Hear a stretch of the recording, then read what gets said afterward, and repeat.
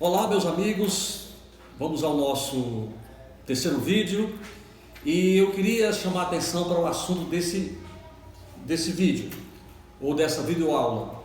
No primeiro vídeo e no segundo, nós tratamos da dissertação, né? Expositiva, argumentativa, as duas coisas que é o interessante lembrar, é a sua estrutura, né? A introdução, desenvolvimento, conclusão, algumas estruturas, algumas informações para a gente desenvolver esse texto tão cobrado em concursos públicos, em vestibulares e no Enem. Então, eu deixei bem claro também no primeiro vídeo e no segundo, que é complementar, que a gente não iria esgotar o assunto. É impossível esgotar o assunto porque, como eu disse, existem vários tipos de introdução, e alguns de conclusão. Então a gente não iria esgotar em 2 vídeos tudo isso. Provavelmente a gente termine os vídeos e não consiga fazer isso. Isso é que é a verdade. Então deixamos uma atividade para fazer o feedback, né? E esperamos receber essa atividade e a gente vai depois comentar no quarto ou quinto vídeo, ou na quarta ou quinta videoaula, vamos comentar uma redação presencial que vocês fizeram e essa remota que nós apresentamos, falando sobre isolamento social.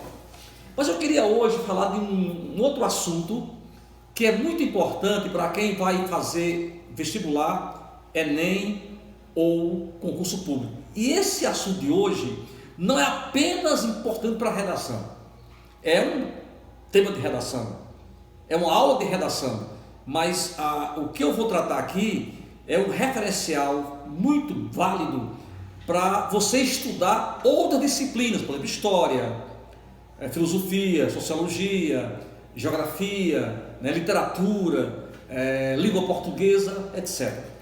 Eu vou tratar hoje do resumo. O resumo é uma atividade muito importante para ajudar na redação, através do resumo.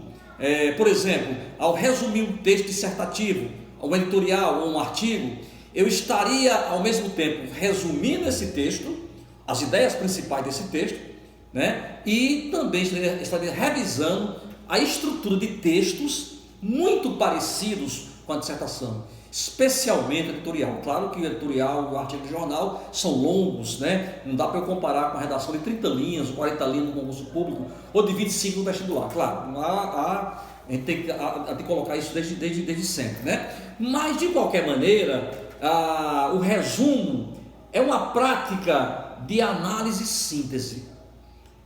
Eu diria que existem 2 tipos de resumo, a grosso modo, né? Primeiro, existe um resumo meramente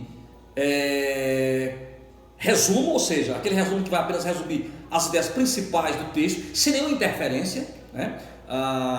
Você vai pegar um texto dissertativo, por exemplo, que é o nosso caso aqui preferencial, de história, de geografia, ou de literatura, ou de língua portuguesa, e vai resumir apenas os tópicos que estão no texto, né? Ou seja, você terá que ter a capacidade de ler o texto mais de uma vez, grifar as ideias principais, ou palavras-chave até, e transformar isso depois no resumo com suas palavras. É um grande exercício para você pegar, por exemplo, capítulos de biologia, ou capítulos de geografia, ou de história, literatura, língua portuguesa, e transformar em resumos para estudo, né? É como se você fizesse a ficha resumo do texto. Então, se o texto é dissertação, você vai resumir como dissertação, sem fugir ao tema e sem nenhuma interferência sua. É um resumo simples esse aí, que você faz para estudar uma disciplina, para estudar um conteúdo do vestibular, de um concurso, etc, né?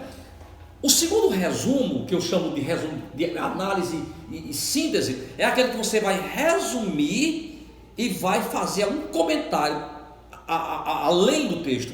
Então a gente chama de resenha crítica, que é muito cobrado nas universidades. Se prepare em universidades, nos cursos superiores, né? E até mesmo em escolas de ensino médio se pode cobrar isso aí. Então a resenha crítica ela tem um pouco diferente do resumo comum.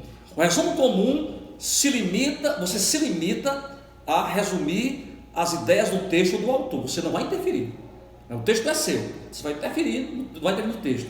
É muito comum para estudo. Agora, a resenha crítica, você faz um resumo das ideias e depois você faz um comentário, você extrapola o texto, né? Você faz um comentário. Por exemplo, eu leio um texto de história sobre a gripe espanhola. É interessante isso aí, né? E de repente eu identifico que naquele texto sobre gripe espanhola, né, eu identifico naquele texto alguma semelhança com o que está ocorrendo no Brasil e no mundo hoje. Covid-19, máscaras, isolamento social, né? Então assim, aí nesse caso, após resumir o texto, eu faço um adendo, um comentário, dizendo que a história se repete. Está aí, estamos percebendo na nossa convivência atual elementos que ocorreram ou que parecem semelhantes com a época da gripe espanhola, né? Então, isso aí seria um adendo, um complemento. A resenha crítica é quando você não se limita a reproduzir as ideias principais do texto. As ideias secundárias, é bom lembrar isso, ideias principais e ideias secundárias. No resumo, o que interessa são as ideias principais. Às vezes a ideia secundária será mais como elemento complementar para justificar a ideia principal. Então, se eu vou resumir um texto, eu tenho que saber o que é fundamental nesse texto, o que é importante, o que é principal, né? O que que deve ser renomado no meu texto. Lembrando que no resumo clássico, né, você apenas se limita a resumir as ideias do autor do texto.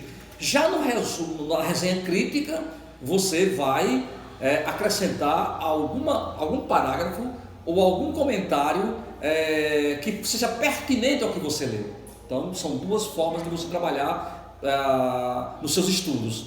O primeiro pode ser muito útil para qualquer disciplina, para a redação também, e o segundo, ele vai dar um elemento importante para a dissertação, né? Quando eu faço a resenha crítica, eu me utilizo de elementos que você já conhece na dissertação, né? A análise crítica, os argumentos de apoio e por aí vai, certo? Então eu queria propor a vocês hoje uma segunda atividade, né? A gente hoje, principalmente agora com nosso isolamento social, né? A gente dentro de casa para se defender do vírus, né? Enfim, uma coisa necessária, que no começo a gente sofreu para entender e hoje a gente está começando a entender para não sofrer, poeticamente falando.